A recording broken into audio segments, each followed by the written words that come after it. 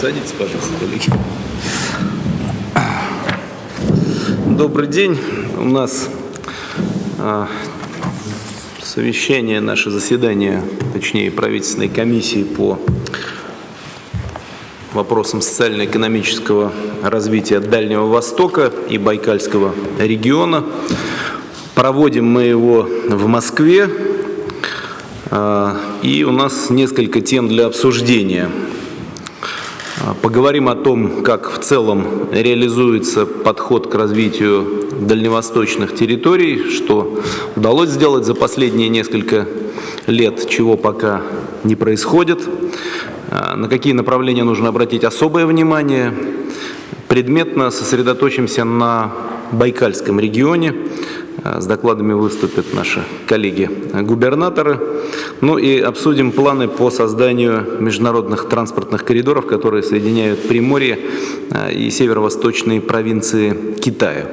Ну а также подведем итоги того, как исполняются поручения, которые были ранее даны на совещаниях подобного рода, на заседании правительственной комиссии и на других совещаниях по развитию Дальнего Востока. В целом политика на дальневосточном направлении претерпела значительные изменения в последние годы.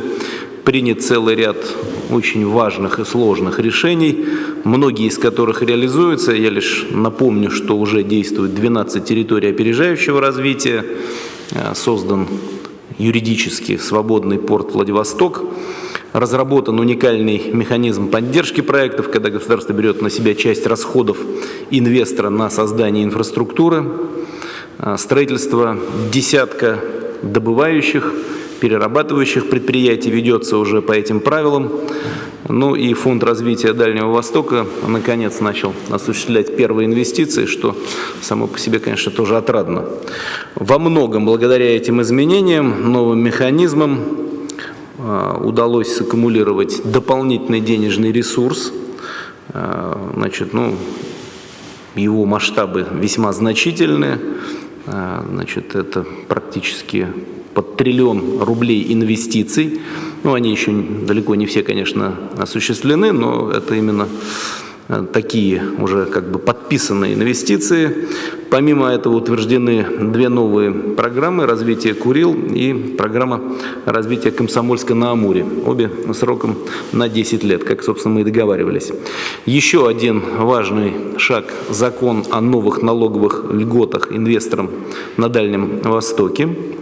2 дня назад он был подписан президентом. Важно, что в законе заложен понятный, доступный механизм получения льгот, в отличие от того, что действовал ранее.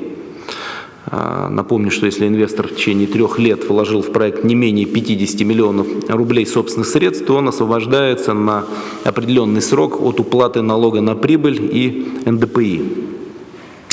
Через неделю вступают в силу правила бесплатного предоставления 1 гектара земли. Такая тоже достаточно раскрученная новелла. Те, кто отвечают за соответствующие проекты, за решения за эти, должны проследить, чтобы новый порядок работал именно так, как он изначально и планировался. Минимум волокиты и максимальная польза для людей. Правом на получение земли должны воспользоваться те, кто готов обзавестись хозяйством, начать собственное дело.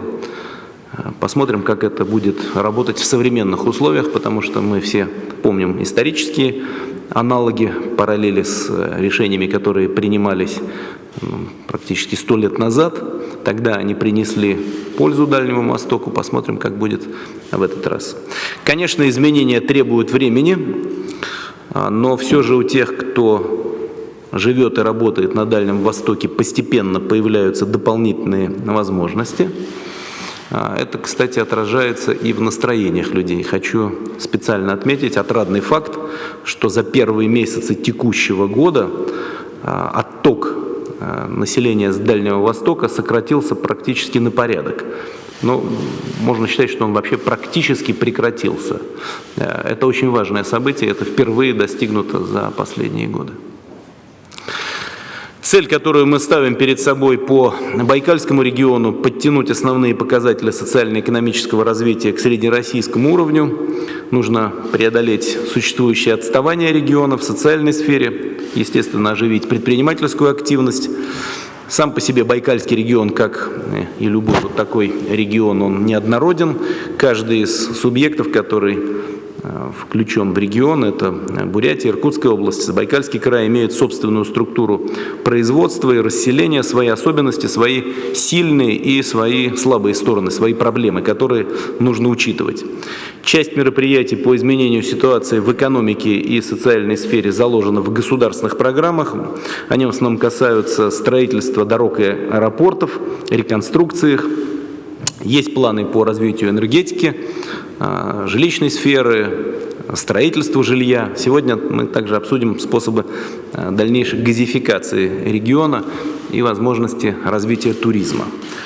Но, как, к сожалению, часто бывает, задач больше, чем ресурсов.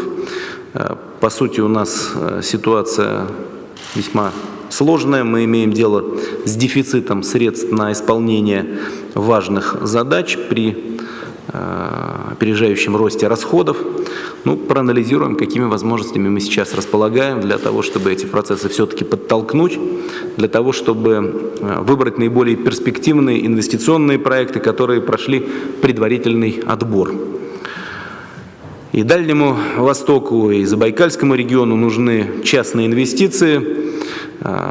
Один из наиболее эффективных способов их привлечь, встроиться в сложившиеся в регионе цепочки производства, в то разделение труда, которое существует, для чего необходим транспорт.